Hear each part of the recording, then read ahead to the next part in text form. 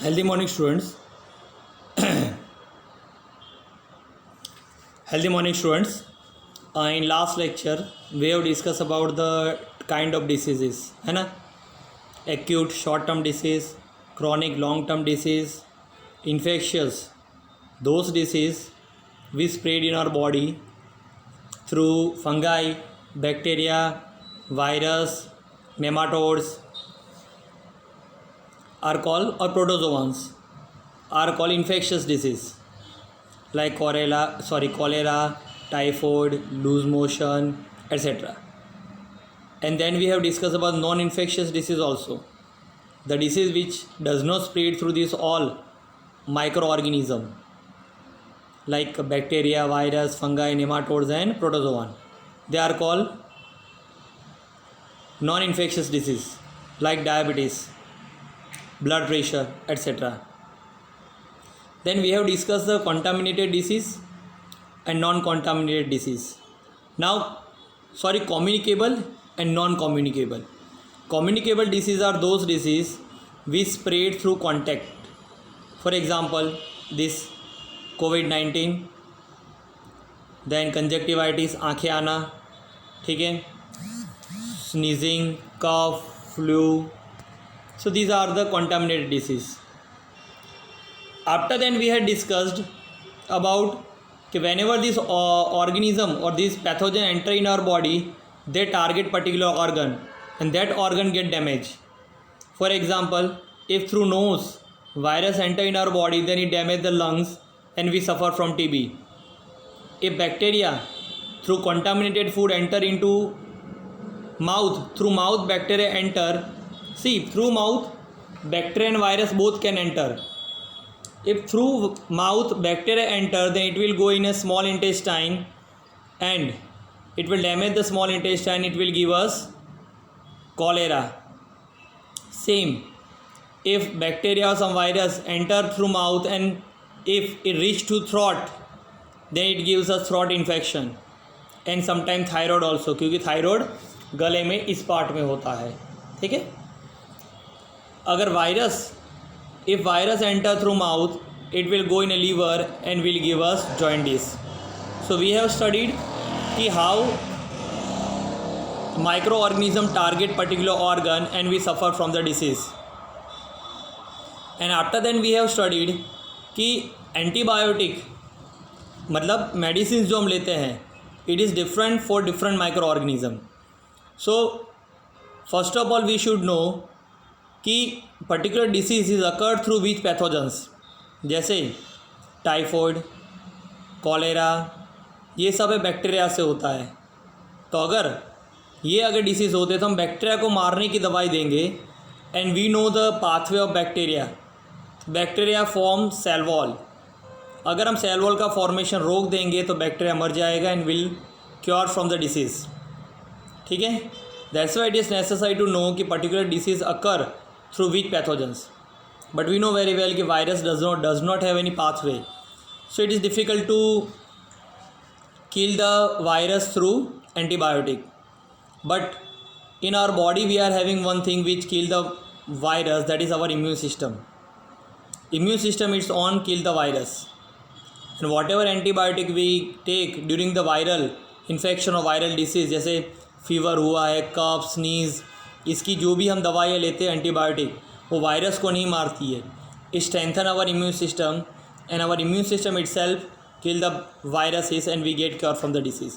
तो अब हमने ये भी जाना कि डिसीज़, पहले हमें ऑर्गन जानना ज़रूरी है कि कौन से ऑर्गन पे उसने अटैक किया हुआ है. उस ऑर्गन के बाद ये जानना ज़रूरी है कि ऑर्गन के ऊपर कौन से पैथोजन ने अटैक किया है, बैक्टीरिया, वायरस, फंगाई, नेमाटोड, किसने. तो उसके अकॉर्डिंग उसकी एंटीबायोटिक होती है, ठीक है. हम इतना अब मालूम चल गया कि how to kill bacteria, how to kill virus. But what are the principles of treatment. अब ट्रीटमेंट कैसे स्टार्ट करनी है हमें, about that we going to understand that under the topic principle of treatment. Let us read. What are the steps taken by your family when you fall sick. Have you ever thought why you sometime feel better if you sleep for some time. When does the treatment involve medicines. Based on what we have learned so far, it would appear that there are two ways to treat an infectious disease. One would be to reduce the effect of the disease and the other to kill the cause of the disease. For the first, we can provide treatment, then we'll reduce the symptoms. Then we'll reduce these symptoms. The symptoms are usually because of inflammation. For example, we can take medicine that bring down fever, reduce pain or lose motion. We can take bed rest so that we conserve our energy. This will enable us to have more of it available to focus on healing. But this kind of symptom directed treatment by itself will not make the infecting microbe go away and the disease will not be cured. For that we need to be able to kill off the microbes. How do we kill microbes? One way is to use medicine that kill microbe. We have seen earlier that microbe can be classified into different categories. They are viruses, bacteria, fungi and protozoa. Each of these group of organisms will have some essential biomechanical life process which is peculiar to that group and not shared with the other group. This process may be pathway for the synthesis of new substances for respiration. This pathway will not be used by us either. For example, our cells may make new substances by mechanism different from that used by bacteria. We have to find a drug that blocks the bacterial synthesis pathway without infecting our own. This is what is achieved by the antibiotic that we are all familiar with. Similarly, there are drugs that kill protozoa such as malaria parasite. One reason why making antiviral medicine is harder than making antibacterial medicine is that viruses have few biochemical mechanism of their own. They enter our cells and use our machinery for their life processes. This means that there are relatively few virus specific targets to aim at.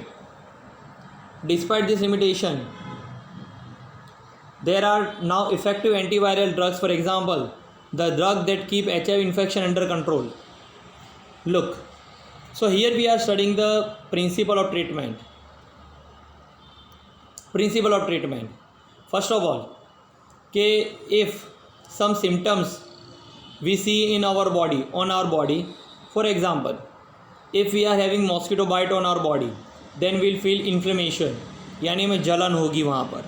Then what we'll do? We'll apply ointment on it. जो भी cream होते ointment जैसे सेफ्रोमाइसिन है, ठीक है, कोई भी Savlon की ट्यूब है या डेटॉल लगा दिया क्लीन करके, तो अपने आप वो हील हो जाता है. Second, if you are having headache and if you are having little bit fever, then if you take a long sleep, then your body will get relief and automatically you will heal from the headache and fever. That's why whenever we are ill, everybody advise us to take a rest. क्योंकि जब भी हम rest लेते हैं तो हमारा body पूरा concentration वो पर्टिकुलर चीज़ को हील करने में लगा देता है और इसलिए हम जल्दी ठीक हो जाते हैं. लेकिन अगर हम काम करते रहे, हमें फीवर है फिर भी काम करते रहे, तो हमारे बॉडी को हमारे वर्क के लिए भी एनर्जी यूटिलाइज़ करनी पड़ेगी और हमारे फीवर के पीछे भी यूटिलाइज़ करनी पड़ेगी एनर्जी, इसलिए हमें ठीक होने में टाइम लगेगा. ठीक है. So some symptoms are there which can be heal by taking a rest और बाय टेकिंग अ मेडिसिन और by taking a things that we can prepare at our home. But some symptoms are there which can not be control by our self. जैसे fever हमें एक दिन हुआ, फिर दूसरा दिन भी फीवर अगर हाई हो रहा है, then anyhow we have to take medicine. But whenever we go to take medicine, what doctor examine? First doctor examine कि whether we are suffering from the bacterial disease और viral disease. जैसे cholera है, typhoid, these are the bacterial disease. So doctor will give us medicine to kill the bacteria. And if we are having fever, sneezing, coughing, jaundice, then these are the viral disease. So doctor will give us antiviral drugs. But यहाँ पर हम जब भी medicine बनाते हैं, suppose हमने cholera के लिए मेडिसिन बनाई, कॉलेरा बैक्टीरिया से होता है, ठीक है। तो बैक्टीरिया के अंदर भी सेल है और हमारी बॉडी के अंदर भी सेल है, तो हमें वो बैक्टीरिया का ऐसा बायोकेमिकल प्रोसेस फाइंड करना पड़ेगा जो सिर्फ बैक्टीरिया के अंदर होता हो, हमारे बॉडी के सेल में ना होता हो। क्योंकि सपोज़ बैक्टीरिया के अगर कोई भी बायोकेमिकल प्रोसेस के एंटी बैक्टीरियल ड्रग हमने बना दी, तो नो डाउट वो उसके सेल की प्रोसेस को स्टॉप कर देगा, लेकिन साथ में हमारे सेल की प्रोसेस को भी स्टॉप कर सकता है, तो हमारे सेल डैमेज हो सकते हैं।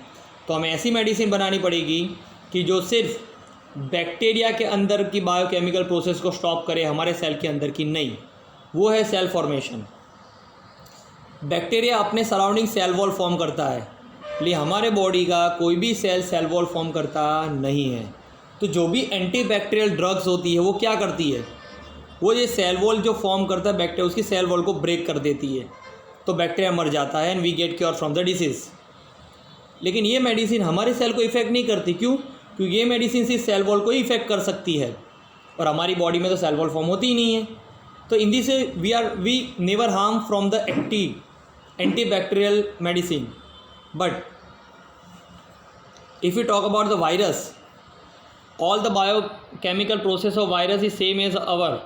क्योंकि वो क्या करता है कि जब भी हमारे बॉडी में एंटर होता है तो हमारी बॉडी का मैकेनिज़्म यूज़ करता है।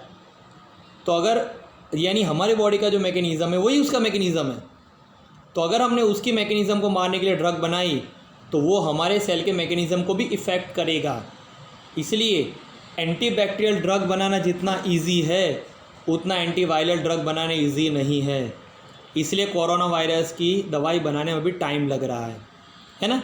But still we have achieved success to make some antiviral medicines, ठीक है। लाइक जॉइंटिस की मेडिसिन हमारे पास है, ठीक है, हेपेटाइटिस की है तो है हमारे पास, वैक्सीनेशन भी है, मेडिसिन्स भी है, तो हमें सक्सेस उसमें भी मिली है। तो this is principle of treatment. Now principle of prevention. Look everybody here, in English one proverb is there कि prevention is better than cure. यानी अगर हमें बीमारी हो जाए फिर उसको ठीक करने से बेटर ये है कि हम कुछ ऐसा करें कि हमें बीमारी हो ही नहीं। जैसे अगर मैं एग्जांपल दूँ आपको, तो अगर हमें कोविड-19 यार ये हमारा रिपोर्ट कोरोना पॉजिटिव आता है, उसके बाद अगर हम उसकी मेडिसिन लें और क्योर हो, उसके बदले हम कुछ ऐसा करें कि हमें वो बीमारी ही ना हो हमारे बॉडी में, तो उसको प्रिवेंशन कहते हैं। क्या कहते हैं प्रिवेंशन? जो रेगुलर हैंड वॉश करने में सैनिटाइज़र से, ठीक है, हाँ, मास्क पहनने में, सोशल डिस्टेंसिंग को फॉलो करने में, ये प्रिवेंशन स्टेप्स हैं। यानी डिसीज़ होने ना देना, उस स्टेप को कहते हैं prevention. So here we going to discuss about the principle of prevention, कैसे बॉडी में डिसीज़ ना होने दिया जाए। All of what we have talk about so far deals with how to get rid of the infection in someone who has the disease. But there are 3 limitations of this approach to dealing with infectious disease. The first is that once someone has disease, their body functions are damaged and may never recover completely. The second is that treatment will take time, which means that someone suffering from a disease is likely to be forbidden for some time even if we can give proper treatment. The third is that the person suffering from the infectious disease can serve as the source of where the infection may spread to other people. This lead to the multiplication of the other difficulties. It is because of such reasons that prevention of the disease is better than their cure. How can we prevent diseases? There are 2 ways, one general and one specific to each disease. The general way of preventing infections mostly relate to preventing exposure. How can we prevent exposure to infectious microbes? If we look at the means of their spreading, we can get some easy answers. For airborne microbes, we can prevent exposure by providing living conditions that are not overcrowded. For waterborne microbes, we can prevent exposure by providing safe Drinking water, this can be done by treating the water to kill any microbial contamination. For vector-borne infections, we can provide clean environments.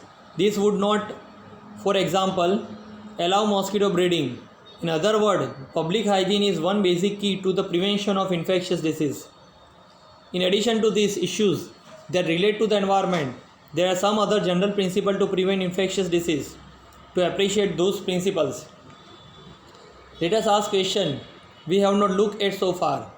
Normally, we are faced with infections every day. If someone is suffering from cold and cough in the class, it is likely that the children sitting around will be exposed to the infection.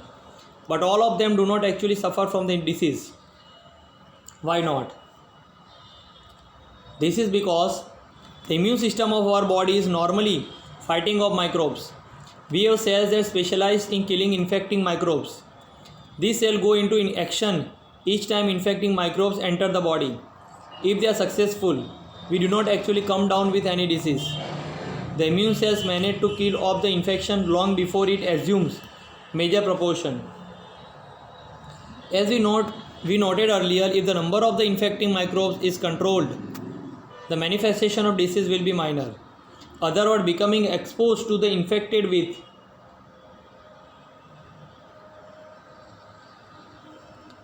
an infectious microbe does not necessarily mean developing noticeable disease. So one way of looking at severe infectious disease is that it represents a lack of success of the immune system. The functioning of the immune system, like any other system in our body, will not be good if proper and sufficient nourishment and food is not available. Therefore, the second basic principle of prevention of infectious disease is the availability of proper and sufficient food for everyone.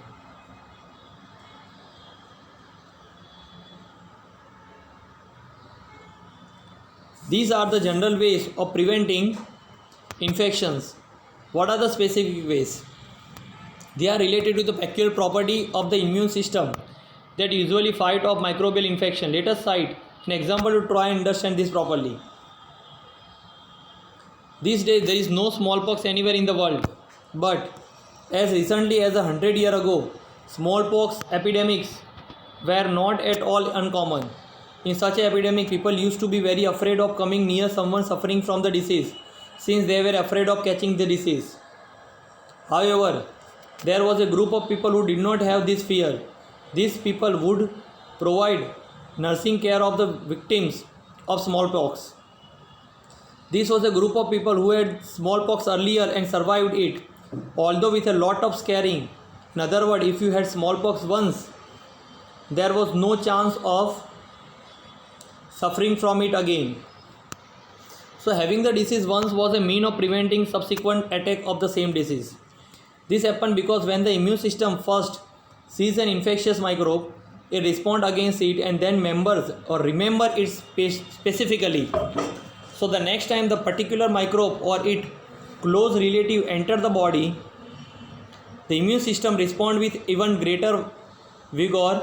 This estimates the infection even more quickly than the first time around. This is the basic principle of immunization.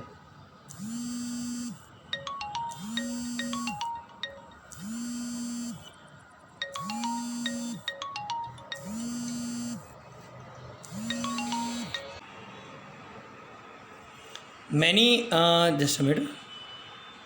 Okay.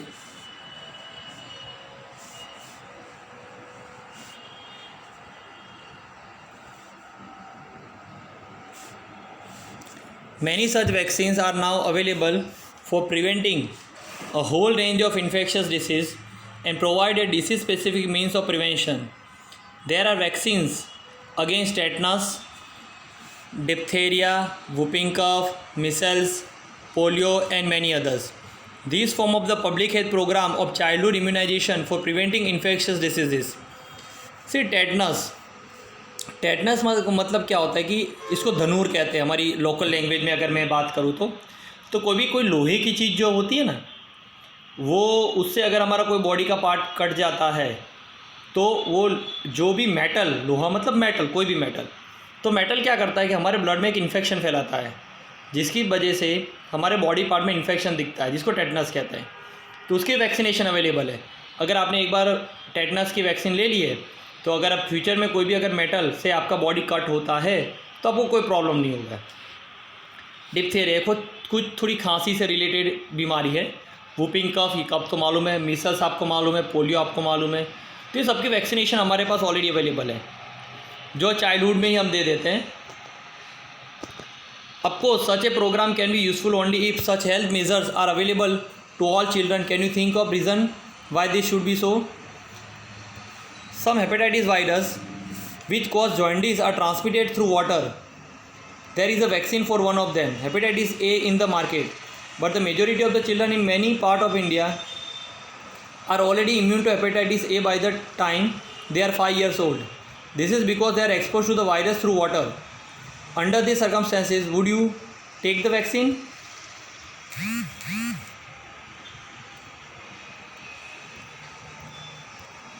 So here this chapter is over. Let me explain this whole topic. Listen, here we are talking about the treatment of disease. See, whenever we suffer from any disease, na, suppose we are suffering from the malaria, suppose.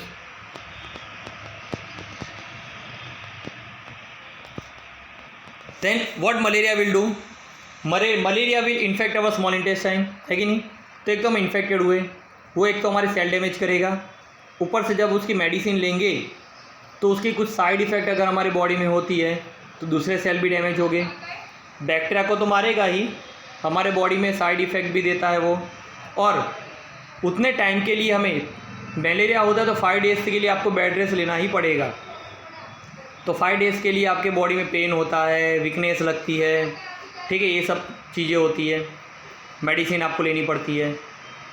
और दूसरा, suppose malaria ठीक है, अगर आपको corona virus हो गया, suppose कोविड-19, है कि नहीं, तो again if you are infected from this then you will have breathing problem, lungs problem.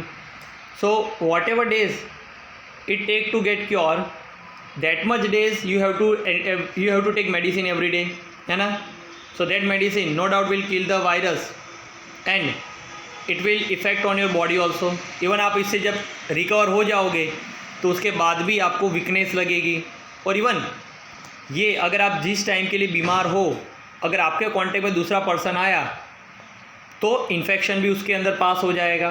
तो मतलब हमारे अंदर जब डिसीज़ हो जाता है उसके बाद क्योर के जो स्टेप्स है ना, उसमें बहुत सारी चीज़ें ध्यान रखनी पड़ती है, बहुत सारी चीज़ों हमें मेडिसिन लेनी पड़ती है जो हमारे बॉडी को इफ़ेक्ट करती है। लेकिन इससे बेटर कुछ ऐसा किया जाए कि हमें ये डिसीज़ हो ही नहीं, दैट इज़ कॉल्ड प्रिवेंशन। तो if you want to do this we should know कि this all microbe we know very well infectious disease are caused by the microbes, bacteria, virus, fungi, protozoa and mosquito bite. तो हम कुछ ऐसा करें कि उनको हमारे बॉडी में एंटर होने की जो वे है उसको रोक दे। See they enter in our body through water, food, contact and air. So suppose whatever bacteria enter in our body through water, to get cured from them, what we can do, what prevention step we can take? तो हमें ऐसा water पीना चाहिए कि जिसके अंदर वो contamination ना हो, प्योर हो, जैसे हम आरओ का वाटर पीते हैं, बराबर है। हो सके तो बॉईल करके वाटर पियो।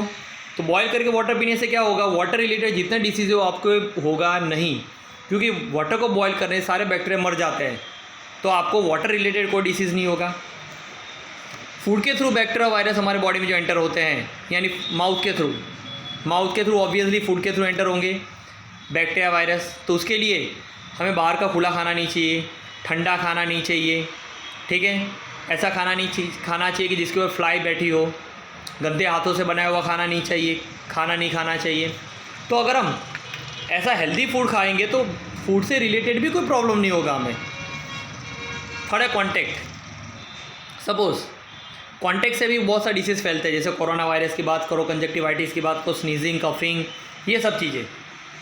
तो हमें क्या करना चाहिए, अगर कोई इन्फेक्टेड पर्सन है तो उसको अगर हम मिलने जाते हैं तो थोड़ा प्रिकॉशन रखना चाहिए। अगर उसको हम हाथ मिलाते तो हाथ धो देने चाहिए, ठीक है। अगर उसके कांटेक्ट में बहुत ज़्यादा आते हैं तो मास्क पहन के जाना चाहिए, ताकि उसके ब्रीथिंग के थ्रू जो भी वायरस बाहर निकलता है हमारे बॉडी में एंटर ना हो, तो हम ऐसे बच सकते हैं। जो एयरबॉर्न डिसीज़ है, स्नीजिंग, कफिंग, ये सब, तो उसे भी हम ऐसे ही बचा जा सकता है कि हम पॉल्यूटेड एयर में ना जाए, अर्ली मॉर्निंग एक्सरसाइज करें, फ्रेश एयर लें, तो हम ये सारे डिसीज़ से प्रिवेंट कर सकते हैं हमारे बॉडी को। बैक्टीरिया वायरस हमारे बॉडी में एंटर ही नहीं होंगे तो हमें डिसीज़ कहाँ से होने वाला है। And beside this all, one most important thing work in our body, that is our immune system. Our immune system, मैंने इसके बारे में पहले भी समझाया था कि हमें जो डिसीज़ एक बार होता है वो दूसरी बार नहीं होता है। इसका लॉजिक मैंने समझाया था, क्योंकि एक बार जब डिसीज़ होता है तो जब ये बैक्टीरिया वायरस हमारी बॉडी में एंटर होता है तो उस टाइम पे डिसीज़ हो जाता है, क्योंकि हमारी इम्यून सिस्टम फाइट नहीं कर पाती, क्योंकि उसने हमारी इम्यून सिस्टम को ये बैक्टीरिया वायरस को कैसे मारना उसका कोई आइडिया नहीं है, तो हमें डिसीज़ हो जाता है। लेकिन जब हम ये डिसीज़ से क्योर हो जाते हैं तो उसका मतलब हमारी इम्यून सिस्टम को अब मालूम चल गया है कि वो बैक्टीरिया वायरस को कैसे मारना है। जैसे आपको एक बार बचपन में स्मॉल पॉक्स हुआ तो वायरस आपके बॉडी में एंटर हो गया, फिर आप रिकवर हो गए, उसका मतलब आपकी इम्यून सिस्टम को मालूम चल गया वो वायरस को कैसे मारना है। तो फ्यूचर में जब भी स्मॉल पॉक्स का वायरस आपके बॉडी में एंटर होगा तो आपकी इम्यून सिस्टम खुद उसको मार डालेगी, आपको मालूम भी नहीं चलेगा, तो आपको स्मॉल पॉक्स होगा नहीं। ये हमारी बॉडी का मैकेनिज़्म है। इसलिए हमें जो एक डिसीज़ एक बार होता है वो दूसरी बार होने के चांसेस बहुत कम हो जाते हैं। और सपोज़ अगर वही डिसीज़ दूसरी बार होता है, जैसे कि आपको टाइफाइड एक बार हुआ, वो बैक्टीरिया एंटर हुआ, अगर दूसरी बार टाइफाइड होता है तो बैक्टीरिया उतना पावरफुल नहीं होगा कि जितना पहली बार था, क्योंकि पहली बार तो इम्यून सिस्टम को मालूम नहीं था इसको कैसे मारना, लेकिन दूसरी बार उसको मालूम था, तो उसने उसको बहुत वीक बना देगा हमारा इम्यून सिस्टम, वो बैक्टीरिया को लास्ट में मार डालेगा। तो हमें टाइफाइड इतना सीरियस नहीं होगा जितना पहले हुआ था। तो ये हमारे बॉडी का खुद का मैकेनिज़्म है, ठीक है। तो ये हमें अगर सबसे बेटर अगर हमें प्रिवेंशन करना है तो we should strengthen our immune system. And I told you how to strengthen our immune system by taking balance diet, regular exercise and meditation. This strengthen our immune system. ये तो ठीक है, चलो हमने एयरबॉर्न, वाटरबॉर्न, कॉन्टैक्ट से related चलो हम सब का ध्यान रख लिया, हमने इम्यून सिस्टम को भी स्ट्रॉन्ग बना दिया। लेकिन उसके अलावा थर्ड एक भी प्रिवेंशनरी स्टेप है हमारे पास, कुछ ऐसी चीज़ हमारे बॉडी में इंजेक्ट करवा दी जाए। जैसे कि एक सिंपल लॉजिक है, मैंने आपको बताया कि एक बार अगर स्मॉल पॉक्स हुआ तो दूसरी बार नहीं होगा। तो जब पहली बार होता है तो एक्चुअली हमारी इम्यून सिस्टम करती क्या है, उसको मारने की दवाई बनाती है, ठीक है। तो हम कुछ ऐसा करें कि बचपन में ही पोलियो के बैक्टीरिया, यानी पोलियो का जो वायरस है, हेपेटाइटिस का है, ठीक है, मिसल्स का है, स्मॉल पॉक्स का है, टेटनस का है, ये सारे बैक्टीरिया वायरस पहले से हमारी बॉडी में बचपन में एंटर करवा दिए जाए तो हमारी बचपन में इम्यून सिस्टम को मालूम चल जाएगा कि इसको मारने की दवाई कैसे दवाई बनाने की रेसिपी तैयार रखेगा। अब आप सोचोगे सर बचपन में ही अगर पोलियो का वायरस डाल दिया अंदर तो पोलियो नहीं हो जाएगा, ये हेपेटाइटिस का डाल दिया तो वो नहीं हो जाएगा, ये टेटनस का डाल दिया तो वो नहीं हो जाएगा। नहीं, वैक्सीन में क्या होता है, बैक्टीरिया वायरस ही होते हैं लेकिन डेड होते हैं। कैसे होते हैं, डेड। तो वैक्सीन में क्या होता है, डेड बैक्टीरिया वायरस होते हैं, ये हमारी बॉडी में इंजेक्ट करवा दिया जाए, ये ऑलरेडी डेड है तो आपको डिसीज़ होने वाला नहीं है। लेकिन डेड हुए वो हमारे इम्यून सिस्टम को मालूम नहीं है कि वो डेड है, तो इम्यून सिस्टम तो भले मरा हुआ है फिर भी वो मारने के लिए मेडिसिन बनाना चालू कर देता है। एक तो देखो, एक बात सिंपल लॉजिक है, वो मरा हुआ है तो हमें डिसीज़ होने वाला नहीं है, और दूसरा इम्यून सिस्टम उसको मारने के लिए जो दवाई बनाएगा तो इम्यून सिस्टम को भी मालूम चल जाएगा कि अगर ये बैक्टीरिया वायरस फ्यूचर में जब हमारी बॉडी में एंटर हुआ तो उसके लिए कौन सी मेडिसिन बना के उसको मारना है। समझ गए आप लोग, वैक्सीन ऐसे काम करता है। इसे जब भी हम वैक्सीन लेते हैं ना, आप ऑब्जर्व करना, कुछ दिनों में हम थोड़ा वीकनेस लगती है, थोड़ा फीवर जैसा आता है, वो इसीलिए कि डेड बैक्टीरिया को मारने के लिए हमारी इम्यून सिस्टम वापस दवाई बना के उसको मारने का ट्राई करती है। जब भी हमारी इम्यून सिस्टम कोई भी माइक्रो ऑर्गेनिज्म के साथ लड़ती है तो उसका इफेक्ट हमारी बॉडी पे दिखता है और हमें फीवर आता है। तो ये वैक्सीनेशन का concept. So today we are having vaccine for small pox, hepatitis, jaundice. देखा जॉइंटिस का भी बहुत सारे लोगों को नहीं होता है क्योंकि ऑलरेडी हमने बचपन में वैक्सीन लेके रखी हुई है. Polio, this all vaccine we have taken as the childhood. So in future we are not suffering from this kind of disease. So science is looking forward to make more and more vaccines so that we can get prevent from that disease. और corona की भी vaccine बनी रही है. एक बार ये vaccine बन जाए तो वो वैक्सीन लेने के बाद कोई भी वो वायरस कोरोना का हमारी बॉडी पे अटैक करेगा तो हमारी इम्यून सिस्टम उसको मार देगी और हमें वो डिसीज़ होगा नहीं. So this is all about prevention. So this chapter is over. So let's end this lecture. Bye and have a safe day.